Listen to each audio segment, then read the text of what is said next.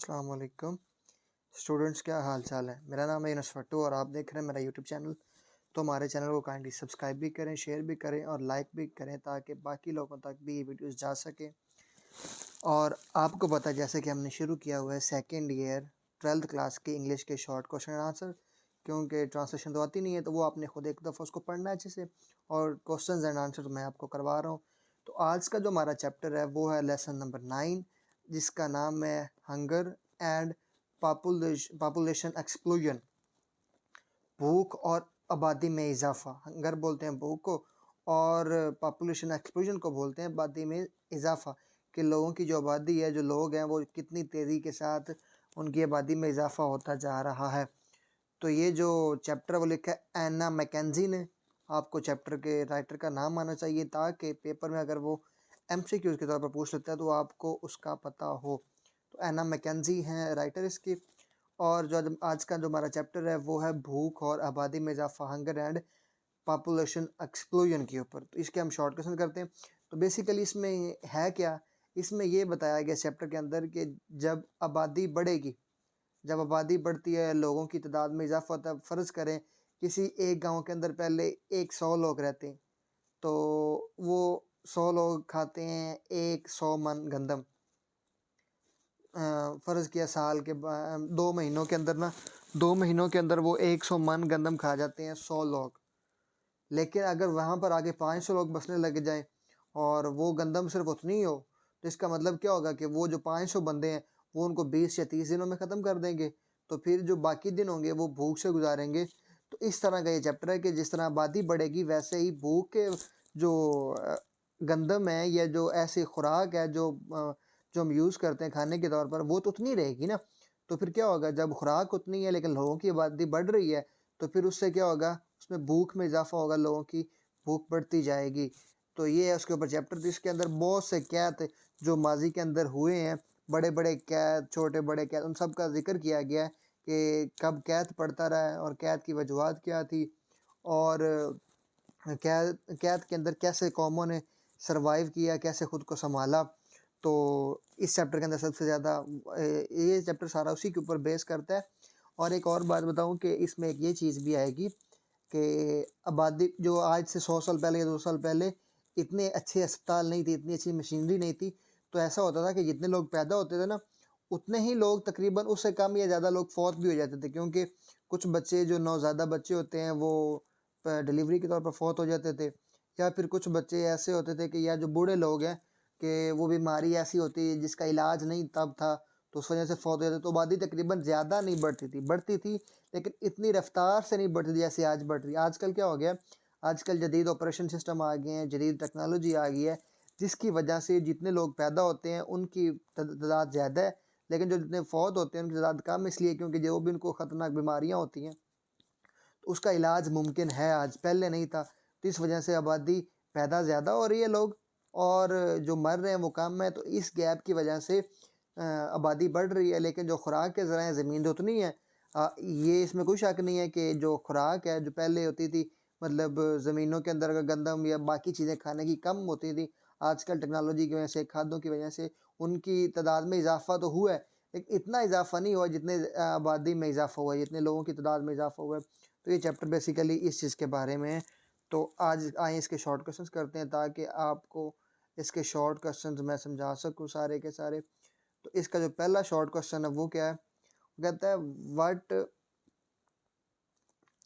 What does hunger mean on a large scale as viewed by the author. कहता है मुसन्नफ़ की नज़र में बड़े पैमाने पर भूख से क्या मुराद है, कि मुसन्नफ़ क्या कहता है कि जो भूख है बड़े पैमाने पर, उससे क्या मुराद है मुसन्नफ़ से। तो उसका आंसर है hunger does not mean missing one meal और even meal for a whole day. वो कहता है कि जो हंगर है ना, भूख, इससे मुराद ये नहीं है मिसिंग मील, मील कहते हैं खाने को। कहता है कि मुसन्नफ़ के से मुराद ये नहीं है कि किसी एक टाइम खाना ना मिलना या फिर एक पूरा दिन ना मिलना। मतलब अगर फ़र्ज़ किया आपने सुबह को खाना आपको नहीं मिला, तो आप इसे नहीं कह सकते कि मुझे भूख है या मैं भूखा हूँ कब, मतलब क्योंकि आपको सिर्फ अभी एक टाइम खाना नहीं मिला, या आप कैद में नहीं है क्योंकि आपको सिर्फ एक टाइम नहीं मिला, या फिर एक पूरा दिन आपको ना मिले, तो अब उसको वो राइटर भूख नहीं कह रहा है या इसको हंगर नहीं कह रहा। वो कहता है it means never having enough to eat, और इसका मतलब ये भी नहीं है कि खाने के लिए मुनासिब मकदार कभी मैसर ना हो। वो कहता है इट मीन्स, इसका इसका इससे मुराद क्या, it means never having enough to eat. इसका मतलब ये है कि खाने के लिए मुनासिब मकदार कभी भी मैसर ना हो। राइटर कह रहा है कि जो खाना है या जो जो भूख है ना, भूख से मुराद ये नहीं है कि आपको सिर्फ एक टाइम का खाना नहीं मिला या फिर एक दिन नहीं मिला। भूख से मुराद ये है कि आपको कभी भी पेट भर के या फिर एक जितने खाना आपको चाहिए था उतना आपको कभी भी नहीं मिला। फ़र्ज़ करें आपको 3 रोटी खाने की आपकी आप खा सकते हैं, तो आपको पूरी ज़िंदगी ही 3 रोटियां कभी मिली ना हो, या 1 प्लेट चावल 2 प्लेट चावल आप खा सकते हैं, तो आपको सारी ज़िंदगी 2 प्लेट चावल मिली ना हो, आपको कभी आधी, कभी 1 प्लेट, कभी 3 रोटी के बजाय कभी 1 मिली हो, तो ये भूख है कि आपको कभी भी मुनासिब मिकदार मिली ही ना हो। When the people are constantly worried about their meals, जब लोग मुसलसल अपनी खुराक के बारे में परेशान हो, when they cannot manage to get enough food to satisfy their hunger, जब वो अपनी भूख मिटाने के लिए काफ़ी खुराक का इंतज़ाम नहीं कर पाते, they are hungry, वो भूखे होते हैं। तो वो उनको हम भूखा कहते हैं कि जिनको कभी भी मुनासिब खुराक ना मिली हो। तो ये आई होप कि आपको समझ आ गया होगा। दूसरा क्वेश्चन हमारे पास है, describe some great famine of the past. Famine कहते हैं कैद को। कैद क्यों क्या कहते हैं? कैद वो चीज़ होती है या वो वक़्त होता है जिसके अंदर लोगों के पास खाने के लिए खुराक ना हो और वो बड़ी मुश्किल से गुजारा कर रहे हो। मतलब बिल्कुल ख़त्म ना हो लेकिन थोड़ी बहुत हो। जैसे मैंने आपको पहले बताया कि एक बंदे के पास खुराक उसकी है, 3 रोटियाँ वो खा सकता है, उससे भूख मरेगी, लेकिन उसको कितनी खुराक मिले? सिर्फ 1 रोटी, आधी रोटी मिले, तो इसको कहते हैं कैद। और कैद सिर्फ 1 दिन का नहीं, मतलब सिर्फ अगर आपको 1 दिन खुराक नहीं मिली तो आप उसको कैद कह दें। ये for the long period of time, महीनों, सालों तक कैद चलता है, उसको कहते हैं कैद। वो कहता है कि आप माज़ी के अंदर जो बड़े कैद आए हैं, उनके बारे में बयान करें। तो पहला क्या है? One of the first famine came in the reign of an Egyptian. Reign का मतलब होता है हुकूमत, REIGN, रेन क्यों कहते हैं? हुकूमत। One of the first famine, famine कहते हैं कैद को, famines. One of the first famines came in the reign of the Egyptian फ़िरौन। ये फ़िरौन को इंग्लिश में लिखते हैं PHAROAH, फ़िरौन। इन the reign of Joseph, in the reign of Joseph. अगर यूसुफ अलैहिस्सलाम को इंग्लिश में जोसेफ लिखते हैं। In the reign of Joseph, there was a famine that lasted for 7 years। कि हज़रत मूसा हज़रत यूसुफ अलैहिस्सलाम के दौर में 7 साल तक कैद रहा था। From the birth of the Christ, from the birth of the Christ, Christ किसको कहते हैं? हज़रत ईसा अलैहिस्सलाम को। From the birth of the Christ to about 1800, हज़रत ईसा अलैहिस्सलाम की पैदाइश से लेके 1800 तक Europe faced famines in 350 different years. तो ये जो सारा दौर है इसके अंदर यूरोप ने 350 कह देख के मुख्तलिफ सालों में। चाइना फेस्ड 90 मेजर फैमन्स इन 1 सेंचुरी। तो चाइना ने 90 बड़े कह देखे सिर्फ एक सदी में कितना था? 100 साल में चाइना ने 90 बड़े के बहुत बड़े कह देखे। The Russian famine in 1921 to 22, जो रशियन कहते हैं 1921 से लेकर 1922 तक, किल्ड सेवरल मिलियन पीपल्स, कि उसने बहुत से मिलियंस लोगों को मौत के घाट उतारा। मिलियन को होता है 10 लाख, सेवरल मिलियन मतलब 20 लाख, 30 लाख, 40 लाख लोगों को कैद की वजह से मर गया। 10 million people starved to death in Bengal in 1969 to 70, मतलब 1969 से लेकर 70 तक, एक साल के अंदर 10 मिलियन पीपल जो है ना वो स्टार्व टू डेथ, कि वो कैद की वजह से, भूख साली की वजह से मर गए। 1 million people died of the Hungary in Bombay. 1 million 10 lakh लोग मुंबई के अंदर कैद की वजह से मर गए। Worst famine of the century struck India in 1965, 64 and 65। कहते हैं कि इस सदी का बदतरीन जो कैद है ना वो 1964 और 65 के दरमियान इंडिया से आकर टकराया। और तीसरा क्वेश्चन है, हाउ डज फैमन अक्कर? कैद कैसे आते हैं? अब ये भी जो सवाल है ना, कैद आते क्यों हैं? If the food available is not enough for the people to eat. अगर मुयस्सर खुराक लोगों के खाने के लिए काफ़ी नहीं है, देयर मे स्प्रेड द फैमन, तो वहाँ कैद फैल जाता है। मैंने पहले आपको बता चुका हूँ कि अगर लोगों के लिए खाने के लिए खुराक काफ़ी ना हो, बहुत कम हो, तो वहाँ पर कैद फैल सकता है। Sometimes crops fail due to some disease. अब इसकी वजह क्या है कि वो कहता है बाज़ दफ़ा क्या होता है, बाज़ औक़ात जो फसलें होती हैं ना, क्रॉप्स कहते हैं फसलों को, वो कहते हैं crops fail due to some disease, कि कुछ बीमारी पड़ आती है, इस वजह से जो है ना फसलें वो ख़राब हो जाती हैं, तबाह हो जाती हैं। इट कैन काज अ फैमन, उसकी वजह से भी क्या आ सकती है। फ़र्ज़ करें गंदम की जो फसल है वो बिल्कुल तैयार है और उसको कोई बीमारी लगी है और गंदम तबाह हो गई है, तो उससे क्या होगा, फिर उससे कहत आएगा। Sometimes due to the lack of rain, और बाज़ दफ़ा क्या होता है कि बारिश के ना होने की वजह से भी कहत आ सकता है। The crop fail and yield no grain for the people to eat, तो इससे क्या होगा, जो फसल होगी उसकी जो यील्ड होते हैं, जो फसल बन के तैयार होती है, गल्ला आता है। फ़र्ज़ करें कि एक गंदम है ना, 1 एकड़ में गंदम 30 मन आई है, तो उसकी जो यील्ड है, उसकी जो पैदावार वो 30 मन है। अगर उसकी जगह वो 50 मन देगी तो उसकी यील्ड 50 मन होगी। जो पैदावार हमारे पास आती है उसको हम यील्ड कहते हैं। The crops fail and yield no rain and no grain, yield no grain for the people to eat. तो अगर कोई फसल तबाह हो जाए और लोगों के लिए खाने के लिए गल्ला पैदा नहीं करती, तो तब क्या आते हैं, तब फैमन आते हैं, कैत आते हैं। चौथा क्वेश्चन हमारे पास क्या है, फोर्थ वन है, what is the main reason for population increase today. वो कहते हैं आज जो आबादी बढ़ रही है इसकी सबसे बड़ी वजह क्या है। Or what is meant by the birth rate and death rate and how do they affect the population of the country. वो कहते हैं आज की बढ़ती आबादी की सबसे अहम वजह क्या है, या फिर ये दो क्वेश्चन है, दोनों का आंसर सेम ही है। वो कहते हैं या फिर ये बताएं कि बर्थ रेट और डेथ रेट क्या होता है, and how they affect the population of country. Birth rate और डेथ रेट से किसी भी मुल्क की जो आबादी है वो उस पर क्या असरअंदाज होते हैं, कैसे असरअंदाज होते हैं। तो जैसे कि मैंने आपको पहले बताया था, इसका आंसर भी वही है। The ratio by which babies are born is called birth rate. जिस रेशो के साथ, जिस तादाद के बच्चे पैदा होते हैं उसको बर्थ रेट कहते हैं। The ratio by which people die is called death rate, और जिस तादाद के साथ, जिस शरह के साथ लोग फौत होते हैं उसे क्या कहते हैं, डेथ रेट, शरह अमवात कहते हैं। पहली शरह पैदाइश थी, अब ये शरह अमवात है। The main reason for the increase of population is the difference between birth rate and death rate. वो कहता है जो सबसे बड़ी वजह है आबादी के बढ़ने की वो क्या है, शरह अमवात और शरह पैदाइश में फ़र्क है, कि लोग पैदा ज़्यादा होते हैं और लोग मरते कम हैं, इसलिए लोगों की आबादी में इजाफा होता जा रहा है।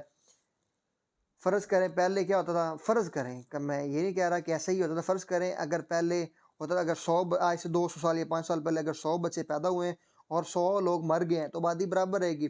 लेकिन आजकल क्या होता है, अगर 100 बच्चे पैदा हुए हैं तो जो लोग मरे हैं, जो बूढ़े हो के या जो अर्ली चाइल्ड बेबीज़ हैं या जो छोटे बच्चे फौत, अगर 100 पैदा हुए हैं तो लोग मरे 10 हैं, तो फिर 90 लोग क्या हो गए हैं, इजाफी हो गए हैं। इस तरह फिर हर साल हर दिन बच्चे जो पैदा ज़्यादा हो रहे हैं, लोग मर कम रहे हैं, तो इस वजह से क्या होता है, फिर आबादी बढ़ती जाती है। पहले क्या होता था, fatal disease have been controlled, the fatal disease have been control, कि आजकल क्या हो रहा है कि जो ऐसी बीमारियां जो मोहलक हैं, जो बीमारी है, जो मौत का सबब बनती है, उनको क्या कर लिया गया, उनको कंट्रोल कर लिया गया, उनका रोकथाम कर ली गई है। ओइंग टू, इसी वजह this the death rate has been reduced, और इसी वजह से क्या है कि जो शरह मवात है वो कम हो गई है। As the result the population is increasing day by day, और इसी वजह से क्या है कि जो आबादी है वो दिन ब दिन बढ़ती चली जा रही है। तो ये था हमारे पास चौथा क्वेश्चन। इसके बाद हमारे पास है पांचवा question, what have people health measures to do with increase in population. बढ़ती आबादी के साथ अवामी सेहत से मुतल्लिक इकदाम को क्या करना पड़ता है।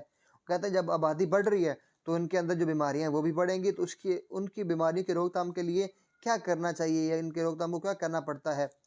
Public health measures guarantee the health of the public. वो कहते हैं जो पब्लिक हेल्थ है ना, अवामी सेहत से मुतल्लिक अवामी सेहत से मुतल्लिक इकदामात या इकदाम अवाम की सेहत की गारंटी होते हैं।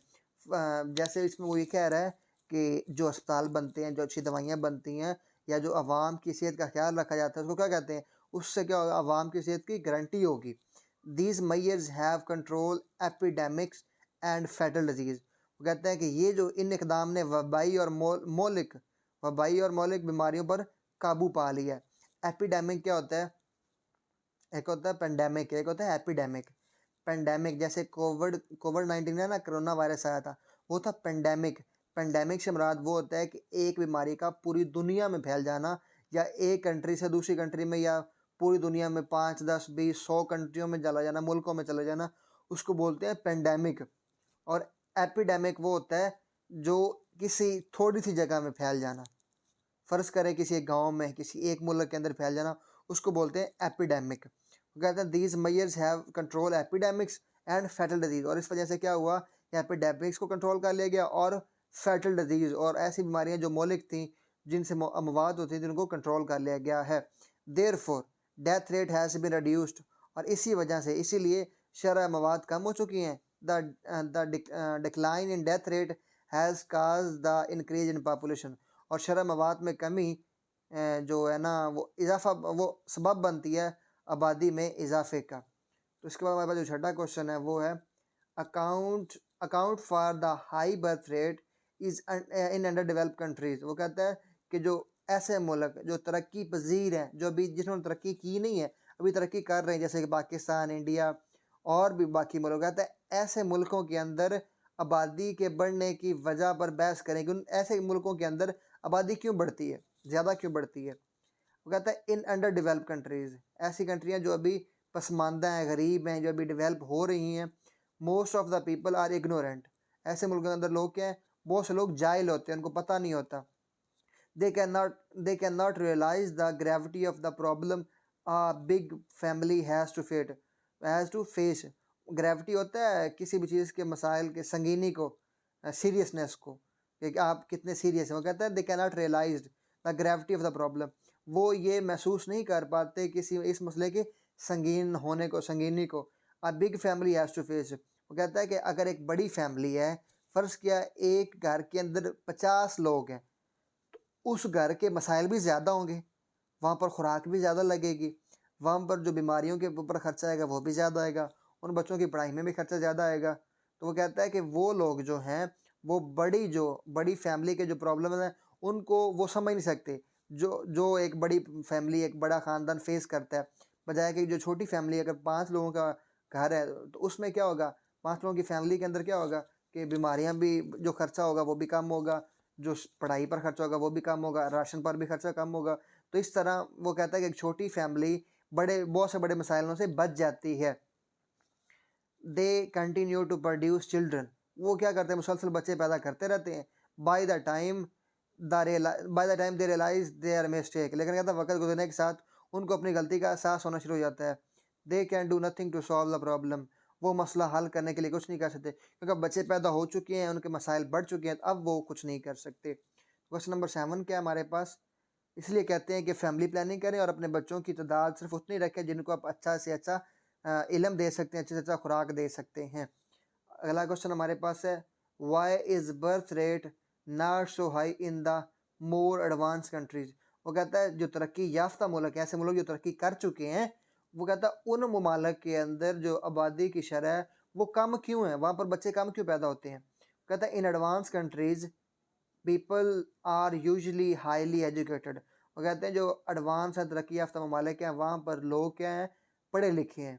They are well aware of the problems a big family can create. वो कहते हैं कि उनको अच्छे से अंदाज़ा होता है कि ऐसे प्रॉब्लम जो एक बड़ी फैमिली पैदा करती है, उसके बारे में उनको पता होता है। देयरफॉर इसीलिए they make a conscious effort to control the size of their family. और इसी वजह से वो अपने अकल से सोचते हैं और शहरी तौर पर अपनी फैमिली को छोटा रखने के लिए कोशिश करते हैं। As a result the birth rate remains low in such countries. अतः नतीजतन ऐसे ममालिक में शरह पैदाइश कम रहती है। क्वेश्चन नंबर 8 हमारे पास है और लास्ट क्वेश्चन है give a brief account of the poor economic conditions prevailing in under developed countries. वो कहता है पसमानदा ममालिक में फैले हुए मुआशी हालात को मुख्तसर बयान करें कि जो गरीब ममालिक है, जो पसमानदा हैं, अंडर डेवलप हैं, वो कहते हैं उन ममालिक के अंदर जो मुआशी मुआशी मतलब पैसों के मसाइल हैं, उनको उनके ऊपर बहस करें। कहते हैं under develop countries face the problem of poverty. कहते हैं जो पसमानदा ममालिक हैं वो गुर्बत को फेस करते हैं, गुर्बत को बर्दाश्त करते हैं, उनका सामना करते हैं। Their cities are teeming with beggars. उनकी सिटीज़ जो हैं वो भरी होती हैं भिखारियों से। बैगर्स कहते हैं भिखारियों को, बैगर किसे कहते हैं, भिखारियों को। और टीमिंग मतलब भरी होती हैं। The villages could hardly fulfil there fulfil there needs. वो कहते हैं जो गाँव हैं वो बहुत मुश्किल से अपनी ज़रूरियात पूरी करते हैं। मतलब कैसे? अगर पहले ऐसा होता था कि गाँव के अंदर लोग अपनी सब्जियाँ खुद उगाते थे और उनसे खुद खाते थे, और वो सब्जियाँ सेहतमंद भी है, उनसे वो सेहतमंद भी रहते थे और वो सब्जियाँ भी अच्छी क्वालिटी की होती थी। लेकिन आजकल क्या होता है कि लोग सब्ज़ी उगाना छोड़ गए हैं, खुद के गन्ना वगैरह काश्त करना छोड़ गए हैं, जिससे वो खुद का गुड़, चीनी बनाते थे। अब वो हर चीज़ खरीदते हैं। अब जब वो हर चीज़ खरीदेंगे तो फिर क्या होगा कि वो अपनी ज़रूरियात पूरी नहीं कर सकेंगे और वो बाहर से ऐसी चीज़ें खरीदेंगे जो वो महँगी भी होंगी और उनके खर्चे भी बढ़ जाएँगे और वो अच्छी भी नहीं होंगी सेहत के लिहाज से। सच कंट्रीज़ लैक फैक्ट्रीज़। वो कहता है पसमानदा ममालिक, गरीब ममालिकों में फैक्ट्रीज़ की कमी होती है। दे एक्सपोर्ट रॉ मटेरियल्स। वो क्या करते हैं फिर? वो रॉ मटेरियल बाहर के मुल्कों को बेचते हैं। अब रॉ मटेरियल से क्या मुराद है? जैसे फ़र्ज़ किया, ये जो कॉटन होती है, नरमा जिसे बोलते हैं पंजाबी में, कॉटन होती है। अब इसमें क्या होता है, कॉटन को पंजाबी में नरमा बोलते हैं, उर्दू में कपास बोलते हैं। अब जो कपास है ना, कपास फ़र्ज़ करें अगर आपने कपास को चुना है खेतों में से, अब उससे क्या होगा, अगर आप उसको फैक्ट्री में भेज के कपड़ा बना के अगर बाहर बेचेंगे तो वो महँगा बिकेगा। बजाए उसके कि आप सिर्फ़ उस जो वो कपास है, उसको सिर्फ़ कपास ही किसी दूसरे मुल्क को बेच दें, तो अगर आपने कपास को बेचा है उसको बोलते हैं रॉ मटीरियल। अब वो बाहर वाली कंपनियाँ क्या करेंगी, उसको कपास को प्रोसेस करेंगी और उसको कपड़ा बनाएँगी। अब वो कपड़ा क्या होगा, वो महँगा हो गया। इसको कहते हैं वैल्यू ऐड करना किसी चीज़ के अंदर। अब आप फ़र्ज़ करें अगर आपके पास कपास है, अगर आपने कपास बेच दी तो वो रॉ मटेरियल, अगर आपने कपास को कपड़ा बना के बेचा तो आपने उसके अंदर क्या कर दी, वैल्यू ऐड कर दी। या अगर आपने चावल उगाए हैं, आप चावल बेच दें, सिर्फ़ चावल, तो आप क्या करेंगे, आप सिर्फ़ रॉ मटेरियल बेच दिया। लेकिन अगर आप क्या करें, उसको अगर आप उसको साफ़ करवाएँ, उसके चावल पका कर बेचें या उसको पैक करके बेचें, तो उसने आपने उसके अंदर क्या कर दी, वैल्यू ऐड कर दी। इसको कहते हैं value addition. There there he the conditions of roads and railways is poor. वो कहते हैं इसके बाद कि वहाँ पर रोड्स और रेलवे कंडीशंस क्या होती हैं, वो बहुत बुरी होती हैं, तबाहशुदा होती हैं। There are few hospital, schools and colleges there. और वहाँ पर चंद स्कूल और कॉलेजेस होते हैं जिसकी वजह से वो तरक्की नहीं कर पाते। और आप एक बात याद रखिएगा, जो चीज़ तरक्की करने के लिए सबसे ज़्यादा ज़रूरी है वो है तालीम। अगर जिस कंट्री के अंदर तालीम ज़्यादा होगी वो कंट्री ज़्यादा से ज़्यादा तरक्की करेगी, और जहाँ पर तालीम की कमी है वो कंट्रियाँ आज भी पीछे हैं। तो इसी तरह दिल लगा के मेहनत करके पढ़ें और अच्छे-अच्छे नंबर्स लें और अपने मुल्क के लिए आप बहुत अच्छा काम कर सकते हैं। तो ये शॉर्ट क्वेश्चन हमारे कंप्लीट हो गया। इसके बाद अगला हम चैप्टर इंशाल्लाह करेंगे और इसी के अंदर आपने इसके एमसीक्यूज़ भी करने हैं ताकि आपके अच्छे से अच्छे नंबर्स आ सके बच्चों। तो अगला जो चैप्टर हमारे पास है उसका नाम मैं आपको बता देता हूँ। ये आपने एमसीक्यूज़ भी करने हैं और अगला चैप्टर का नाम है द जेवल ऑफ द वर्ल्ड, जिसे कहते हैं जोहर आलम। तो ये अगला चैप्टर इंशाल्लाह करेंगे। तो आज के लिए अल्लाह हाफ़िज़।